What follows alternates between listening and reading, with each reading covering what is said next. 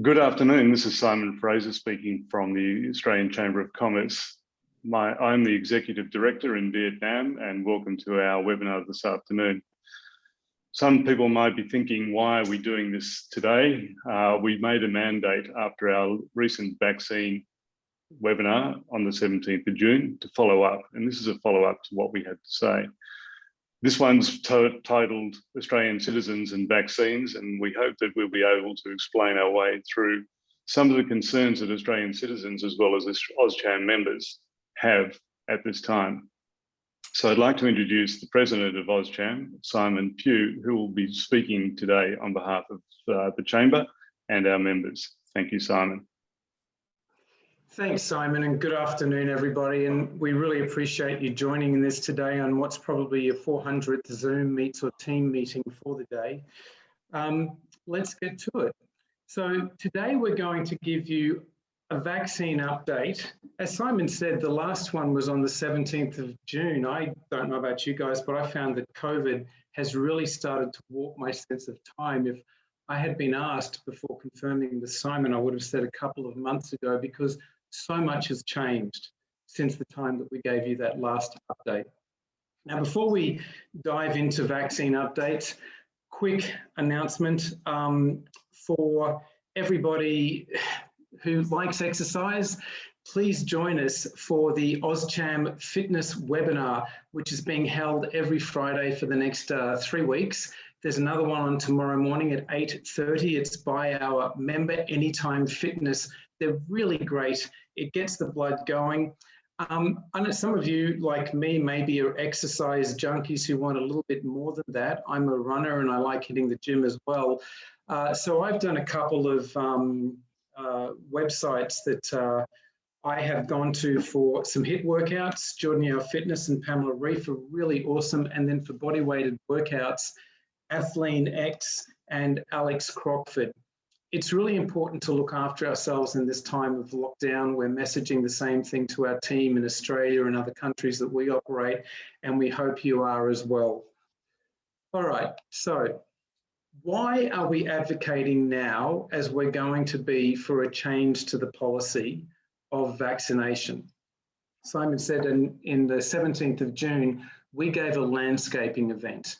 Now, contrary to some comments that people put on Facebook in relation to this event, the 17th of June, we did not believe that it was time for us as a chamber to start advocating for a change of policy and to get Australians vaccinated in country, for a number of reasons that we'll go through. It is not because we could not do anything, it was because we would not do anything. But as I said, a lot of things have changed since then. So one of the changes has been for AstraZeneca has had its significant uptake in the eligible Australians. As we all know, it is only available or only appropriate for over 60-year-olds. CSL is producing 1 million vaccines a week. There is a surplus of vaccines. Australia is meeting its commitments to the South Pacific nations in terms of supplying vaccines. And also, as we saw recently, the donation to Vietnam of 1.5 million AstraZeneca vaccines. That's changed. On the 17th of June, the vaccine program in Australia was still a mess, so it just wasn't appropriate.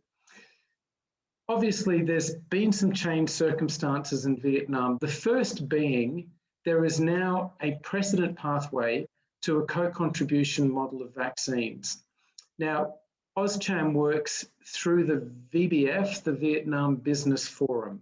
This is the peak chamber group representing all of the business chambers, including CoCham, JapanCham, AmCham, EuroCham, BritCham, of course, AusCham, and 15 other chambers. And in that dialogue with the Ministry of Health of Ho Chi Minh City, there was an agreement to a co-contribution model of give 5, keep 1. So that's changed. And obviously, finally, the impact to business. Look, on the 17th of June, we could still do business. Our dear friends and members in the hospitality community, whilst you maybe not have been able to operate in certain areas, you could at least make takeaway and home delivery. That stopped. It stopped for a lot of businesses on so many different areas where you're doing in-person meetings through education. In our factory at the moment, manufacturing critical supply chain items, we have 82 men and women locked in and working in a factory. So the landscape between the 17th of June and now has changed, and this is our call to action. When Simon sent out the email 2 days ago, he said, and we will go over today, what we can't do, sorry. I apologize. So do you want to just shove that up again, please? We're going to do some polls as we go through this. So do you want to just launch that poll again? If it's up. Okay, so as we go through, we're going to ask you guys to give us some feedback on particular questions. So let's go back to the what we cannot do. What we cannot do is buy vaccines. And it was really correctly stated, but somebody put on Facebook, we wouldn't help people buy vaccines. We're telling you can't buy vaccines. It's not possible. And it's no more possible, as I said then, and I would say again, we will not help sign that letter that endorses you as the beneficiary of those missing millions through inheritance from a European Duke who passed away. These things are scams and fakes. We know this because we were contacted as a chamber by a gentleman who had a yacht moored off the coast of Hanoi with 1.5 million Sputnik vaccines that had been donated by the government of Russia, and he wanted AusCham to help him distribute those to needy people. We just needed to help him with some costs. Well, I was pulling out my credit card, not. These are scam and fake. So guys, this again is how it works.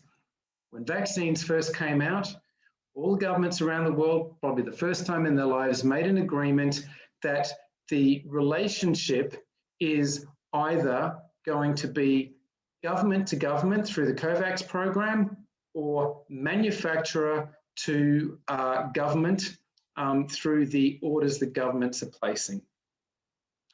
What we also can't do is engage in politics. So AusCham is a business advocacy group, and for the gentleman who left AusCham because all we were was about business, yes, Mark, we are. That's the Australian Chamber of Commerce. We are about business, but we're not about politics. So we are not picking a political fight with the federal government. We are not politically endorsing anybody who will take up our cause. We are asking for a policy change. So clearly what we can't do.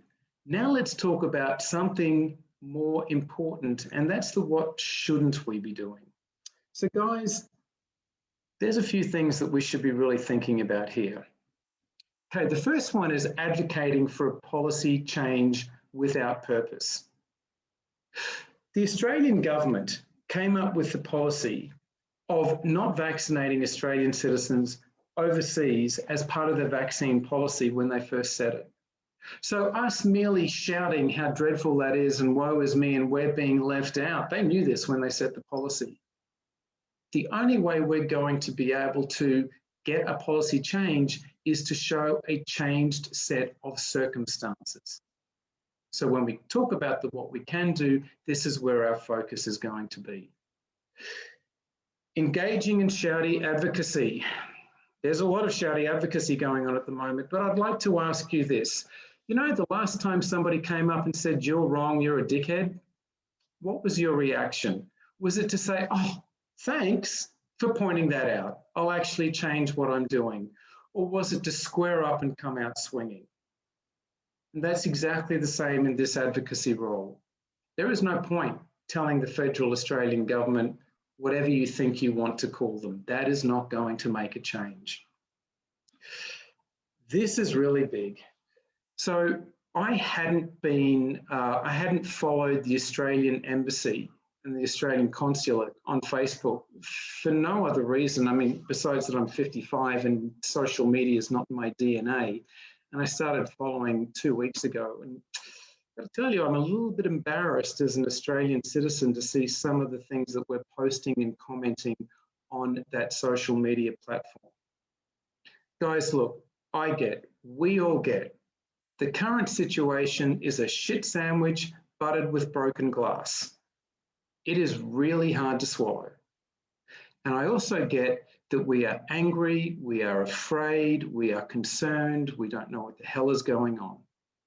But, you know, as Taylor Swift says, say it in the street, that's a knockout. But to say it in a tweet or social media, the way we're saying it, that's a cop-out. There are people who moderate these sites who have to read them, who go home to their families in the stress that we are all facing and have to process the blame and the anger that we're focusing on these web pages. That's not appropriate. And the other thing I would like to suggest to everybody, that these postings are not just seen by the moderators and any of us who follow these pages. There are a number of other groups who will be looking at what is posted on these pages. And is this how we want to be seen as an Australian community? So let's stop believing everything we see on social media. And I'll give you a classic example. 2 weeks ago, there were vaccines distributed to the Australian community in Thailand. And man, when that happened, I got pinged, I got emailed, I got messengered, and I had the picture of the download from the Australian embassy in Thailand asking for you to register. And I got photographs of people lining up for the vaccines. And it was like, what the hell are we, why the hell isn't the embassy doing this in Australia? And then I go onto the Australian Facebook page, embassy Facebook page, and see people saying that the ambassador is asleep at the wheel. That's not what happened, guys. The Thai government contacted the Australian embassy in Thailand, as well as a number of other embassies, and for whatever reason said, we have got some vaccines, not all vaccines, but we have got some vaccines for you to distribute to your citizens. And then the Australian embassy got involved by getting registrations and vaccinating people. So to be clear, the Australian ambassador in Thailand curated the program. They did not create the program. And this is just one of the many pieces of misinformation that is rolling around on social media at the moment. So can we all please make sure that we are not ready, fire, aim when we see something? The final thing I'd like to point out again is, let's not expect outcomes from agencies that they can't deliver because it's not in their remit. The vaccine policy is the purview of the Australian federal government. That's it. They make this policy up. Who's going to get them, who's not going to get them, what they're going to buy, how they're going to distribute them. Our embassy and consular staff here have a role to voice the Australian government policy. That's their job. So when we contact the embassy and the consulate and say, when are you going to vaccinate us? And you get back an email which states what the Australian government policy is, they're doing their job. And when they're giving you a link to try and assist you in being able to register for a vaccination in Vietnam, they're doing their job, but they are not setting the policy. And that is why we are going to be talking about a campaign that turns our attention at the people who set this policy, which is the Australian federal government. But what I would like to thank the embassy and the consulate for on behalf of myself and the board of directors of AusCham and our members is our ability to regularly brief them about what's happening within the business community and to regularly brief them with the landscape of the Australian diaspora generally, because their job is to take those briefing notes and reports and send them back up to the policy and decision makers. And we know this is happening, and we thank them for the ability to be able to make those overtures to try and get our voice heard. Okay, so we have our second poll up. Have you registered for vaccination within the Vietnam government or entity or the Ministry of Health? So yes, no, please let us know your answer. So guys, that's the landscape of what we shouldn't be doing and what we can't do. But let's talk about what we can do, because unlike the person who said on Facebook that we can't do anything, we certainly can, and now is the time to do it. So what can we do is defined by the AusCham Charter. We've got some instant answers there. So look at that. There's more people that have registered with the Vietnam government than haven't. So what we can do as a chamber is defined by the AusCham Charter, which governs our operation. And in that charter, we are able to organise meetings and liaison with the Australian government as it pertains to matters of commercial and investment interest and service issues. We are making this a commercial and investment issue. So, as I said, we are defining this as a business investment and hotel quarantine issue, because these things have changed. This gives us a new reason to go and talk to people who made the policy in Canberra at the time they made the policy. Why this step?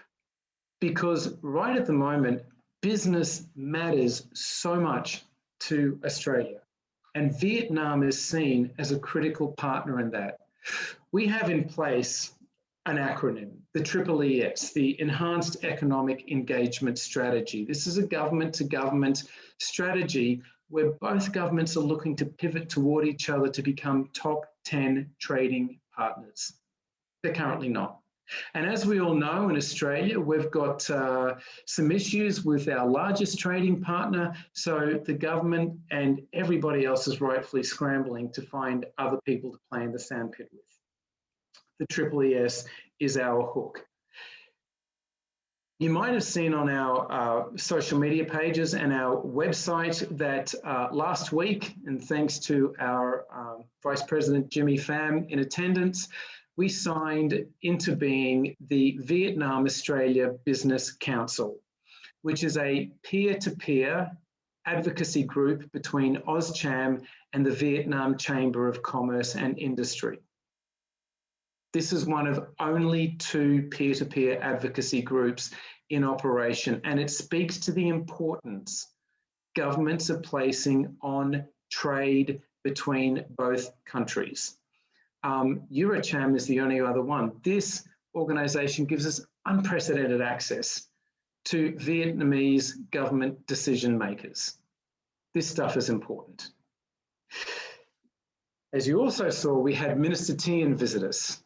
Now, Minister Tien is the Minister for Trade and Investment, and on his swing through, he made 3 stops: Singapore, Vietnam, and Japan. And that speaks to the importance, again, of Vietnam in this whole trade landscape.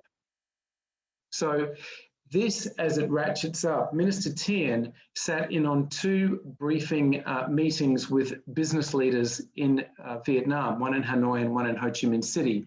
I represented the chamber on the one in Ho Chi Minh City, and the feedback that I received after his meeting was how impressed Minister Tien was with the dynamicism and acuity of the Australian business community, and how strongly he thought we could continue to grow that trade. Now it's time to tell Minister Tien, we are in trouble, we need help.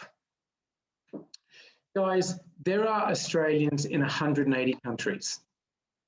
Again, probably part of the reason the federal government said we're just not vaccinating Australians overseas, because how do you vaccinate an Australian in Uzbekistan or an Australian in any other country? What we need to do through our advocacy is make sure we're going to get to the top of the pile. How do we do this? Start a grassroots campaign, and the grassroots campaign advocates from the top and it advocates from the bottom. Part of this is from AusCham and part of this is from you. We need to get as many people in country engaged as possible, AusCham and non-AusCham members. we stated, the media has reported, there are approximately 22,000 Australians in Vietnam. So if we start a campaign and we only get 400 people who actively participate, then I promise you that we get the vaccine avoidance that we are currently getting. This is only going to work if every one of you who is sitting on a computer, keyboard warrior, venting your frustration, social media, or circulating letters, starts putting it to an effective use of making our voice heard.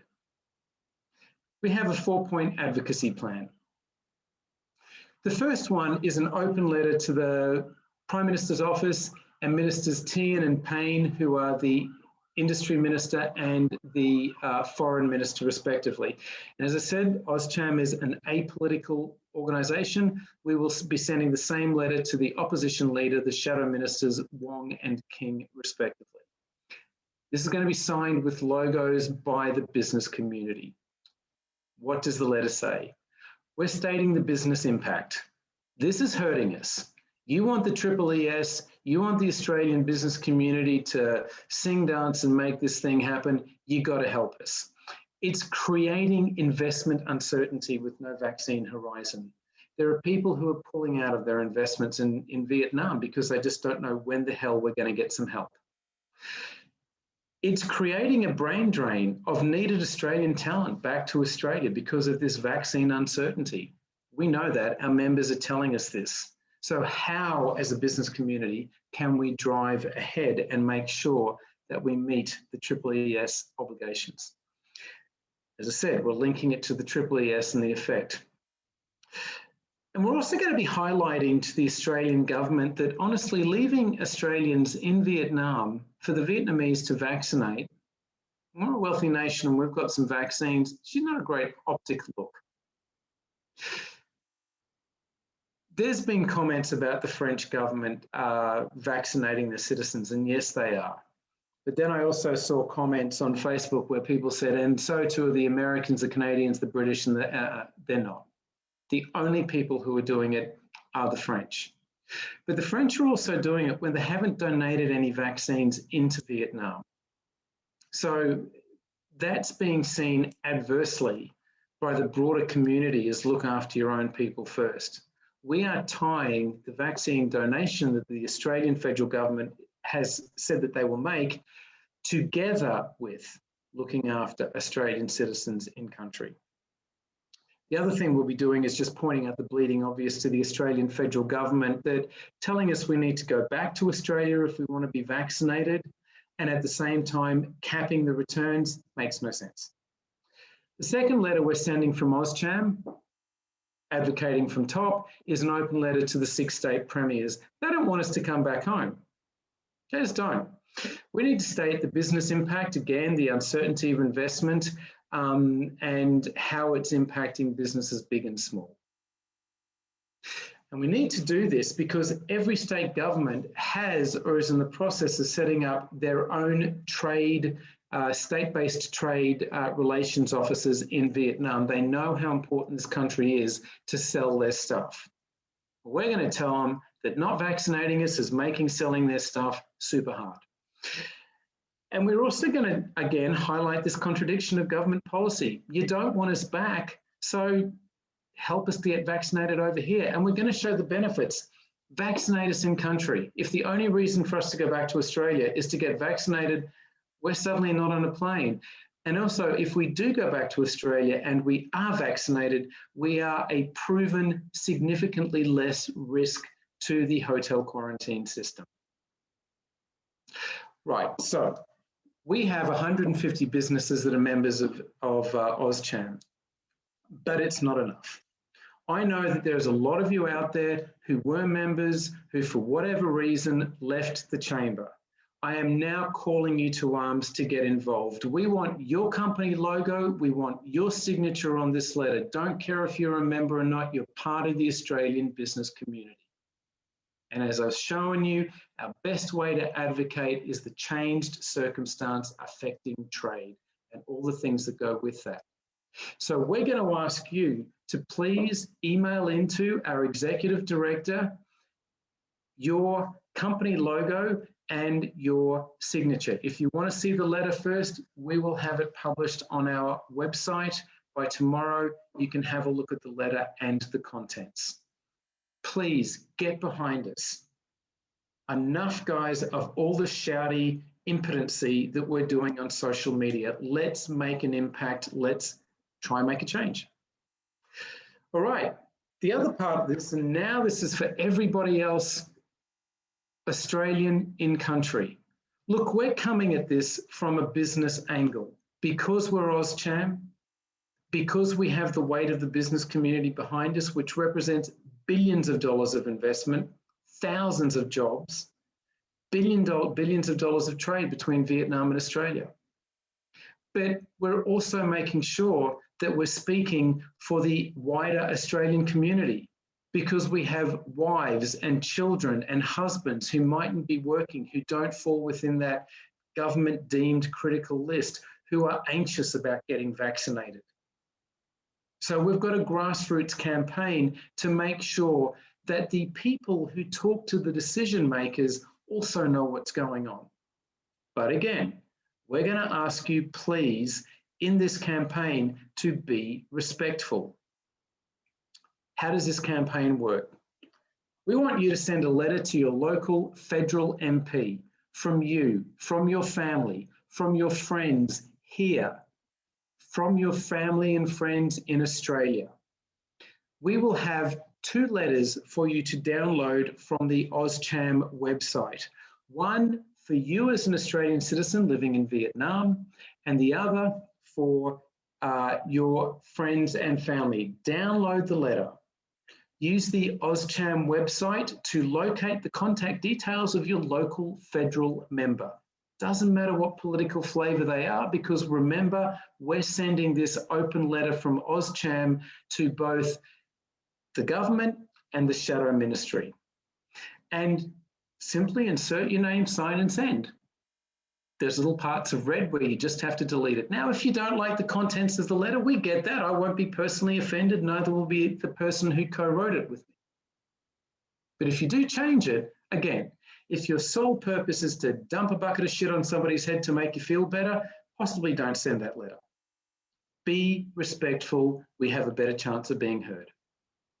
And the second thing we're going to ask you to engage in is to sign the parliamentary petition that we will have up and running by Monday or Tuesday of next week. You don't have to be an AusCham member. You have to be an Australian citizen who wants something to change. That's it. Use the link on the AusCham website, sign the petition. But again, guys, I can only impress this so much. This is a numbers game. No one listens to one person. This is an election year. And this is an election year either at the end of this year or early next year that is going to be closely fought. Every vote counts. The local federal member who starts getting 30, 50, 100 letters on one particular thing, which is looking after the Vietnamese Australian diaspora, is going to pay attention because you're voting, and so are your friends and family.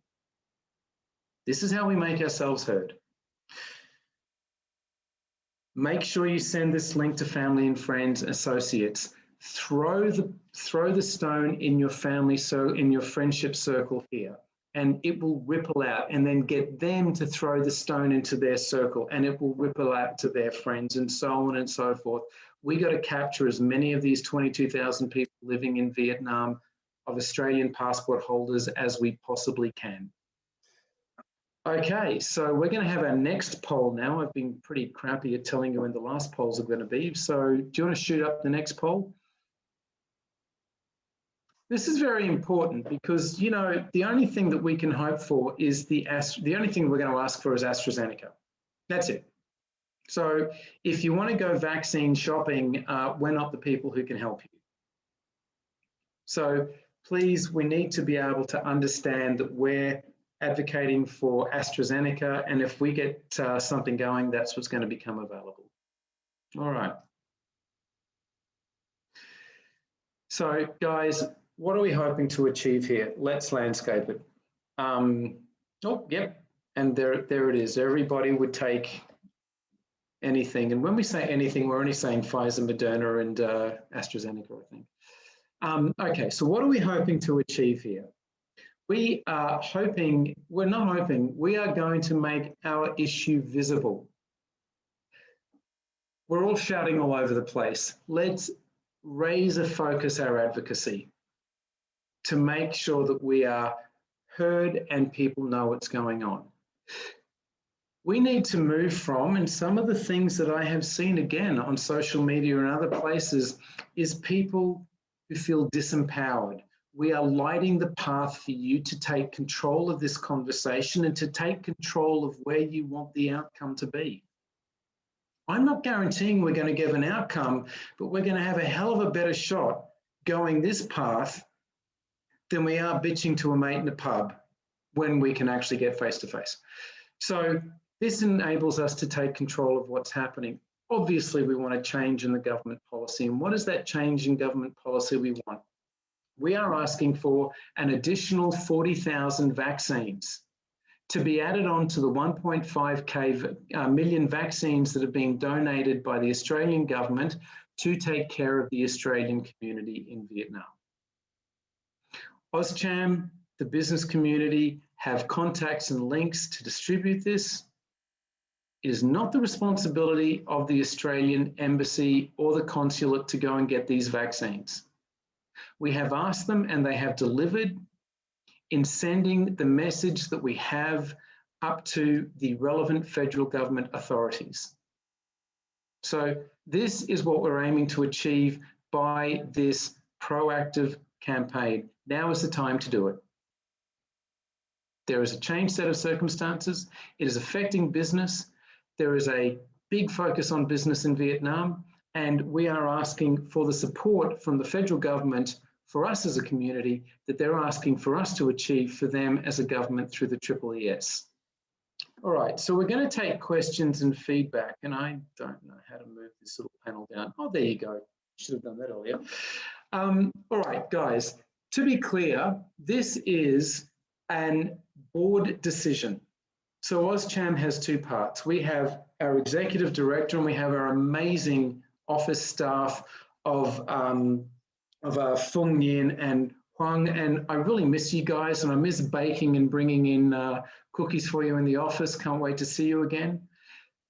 Thank you to the office team for helping us put this together. But this strategy has been designed and delivered by the board of AusCham. So if anybody has any questions, comments, don't care the flavor, concerns, please email to president@auscham.org, auschamvn.org, my apologies. That comes to me, and on behalf of the board, we will deal with those. Guys, we can but try. And this is what we now need to do. And we now need to make our voices heard collectively, efficiently, respectfully, and to the people who actually make the decisions. And that is the federal government in Australia. All right, so thank you, Simon. We're now going to throw open to questions. Great, thank you, Simon. I do have a question from AJ to the panelists. Basically, so should Australians pull out of the Vietnam government scheme and let Vietnamese people get vaccinated first? Are you really that confident? No, not at all. Not at all. If you're in the Vietnam government scheme, then I would suggest that you remain in the Vietnam scheme, absolutely. What we're aiming to do is to get vaccinations in place for people who might not fall into the current tiers of levels of importance. So the Vietnam government's got a very clear statement of, who is priority group number 1. It is all of the industrial zone employees. It is the frontline workers in hospitality, in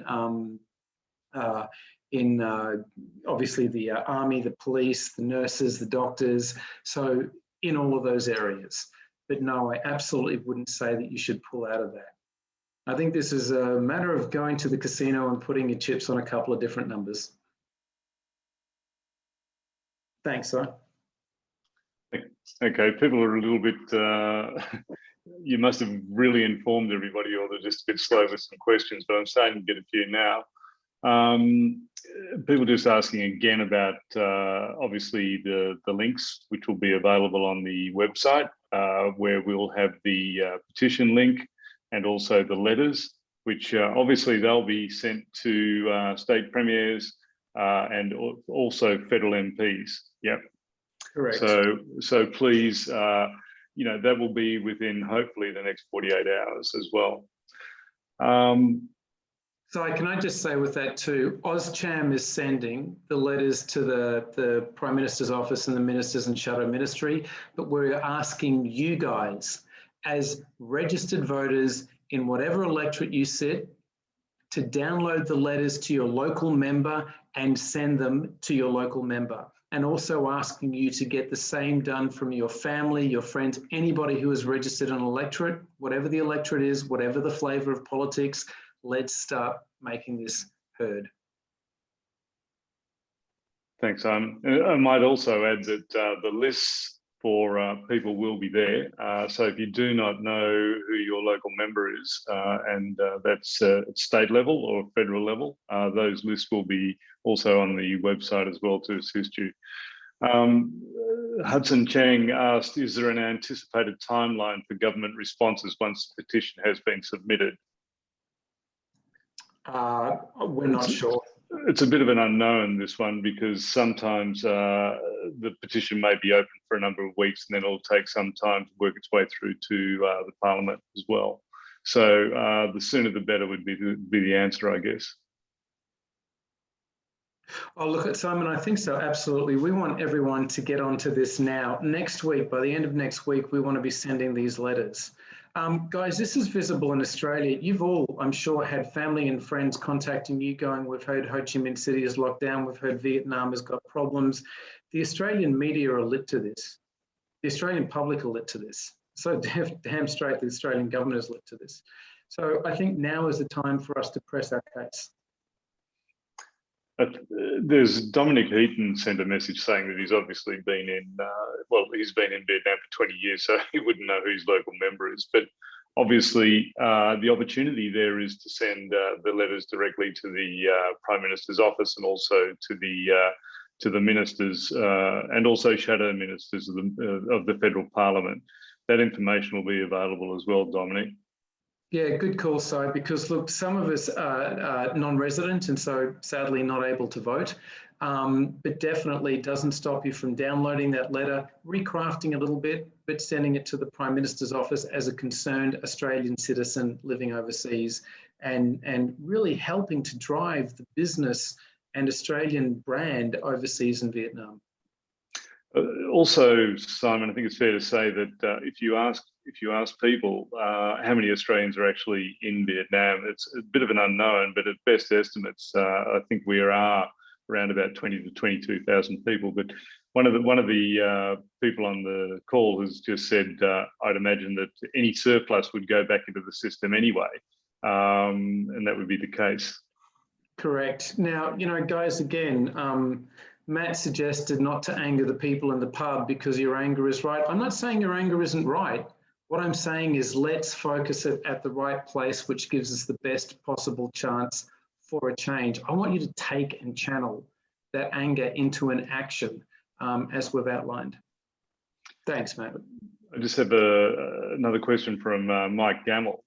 He's just wondering if anybody knows of an ETA on the 1.5 million doses that have been pledged to Vietnam at this stage. No, we're not sure on that. I have asked that back up to the relevant agencies and we're waiting for a response. Okay. Somebody also suggested, well, asked if AusCham's voice will be heard by the Vietnam government. What would be your feedback on that? Do you think that, you know, the Vietnam government would be listening to what we're saying now?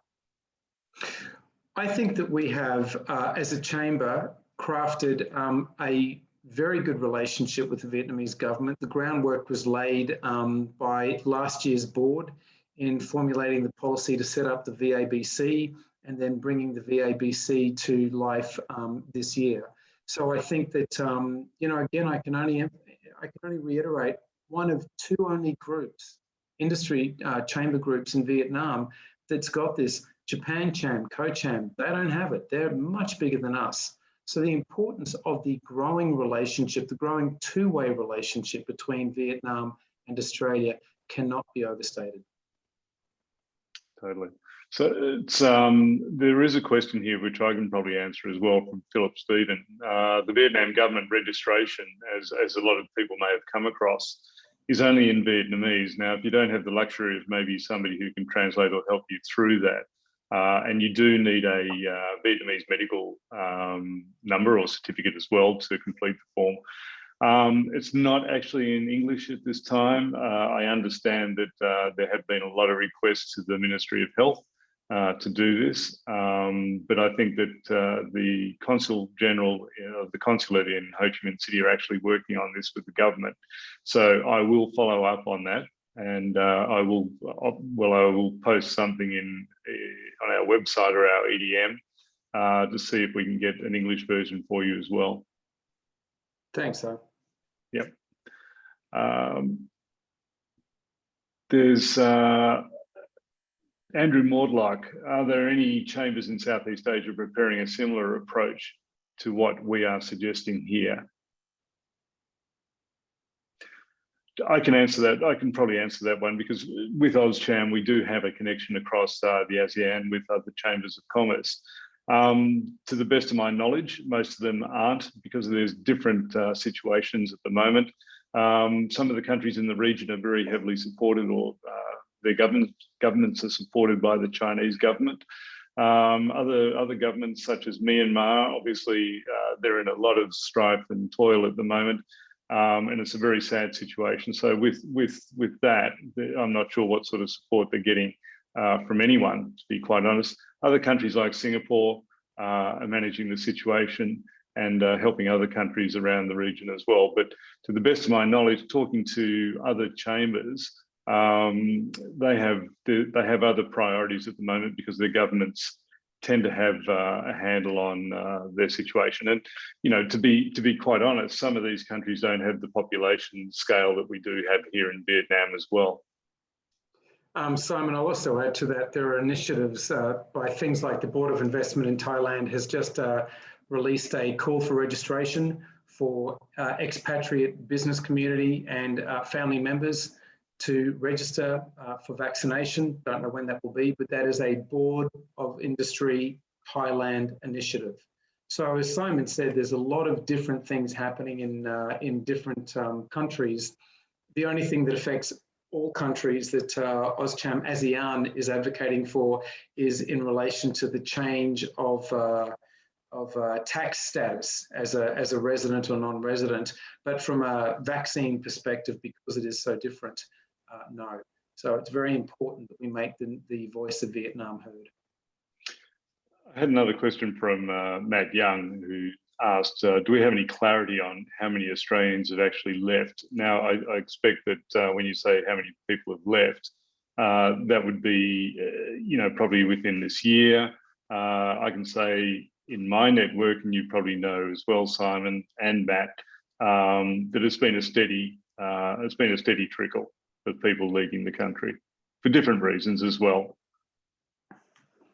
Yes, certainly. And look, again, we get reports from our member group about their brains trust that is just not going to stay anymore. And this is just amplified because of what's going on now.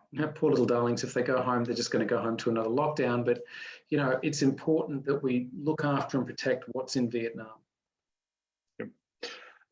Christopher Dunn was just asking if we had any feedback on any of the vaccines, and in particular the Sputnik vaccine. I understand that this is probably, I think it's under arrangement in the future, or potentially to be manufactured here in Vietnam.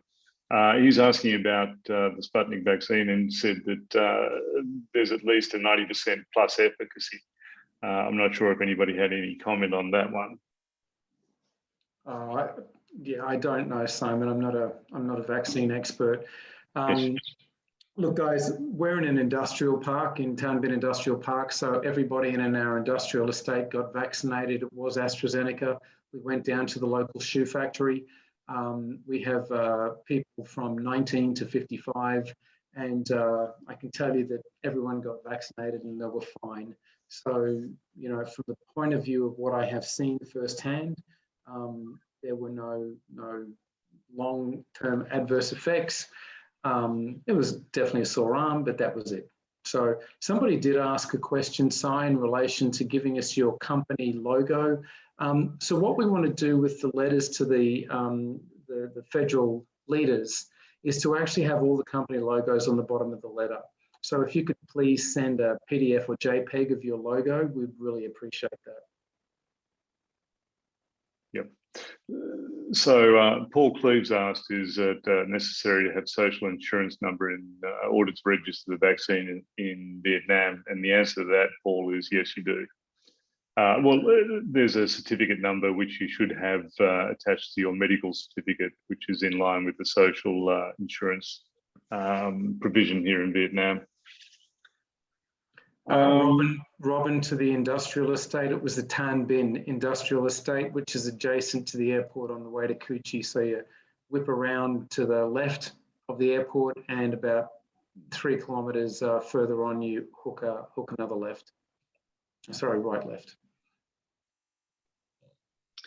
Okay, so I'm not sure. Is there anyone else that has questions relative to what we've been talking about today? If you do, please just use the Q&A box. Happy to answer a few more questions. Guys, make sure you contact your friends who are not members of AusCham, who have not sat on this chat, you know, who think that we're not going to be able to do anything. We can. Let's get this campaign going, and look, let's look after each other.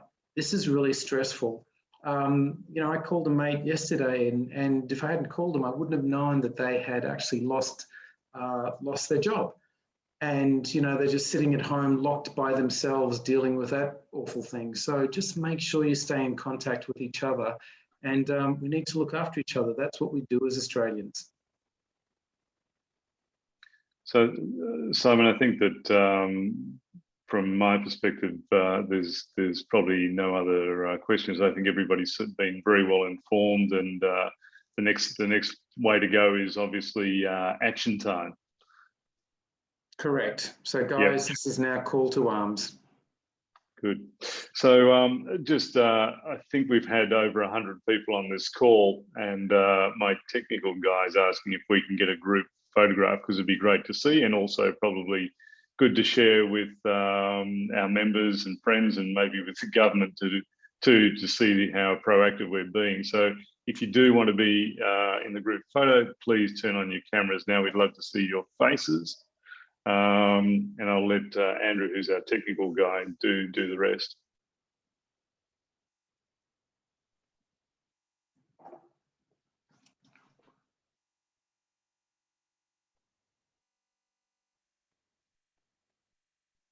No? Andrew? All good, guys. Thank you so much.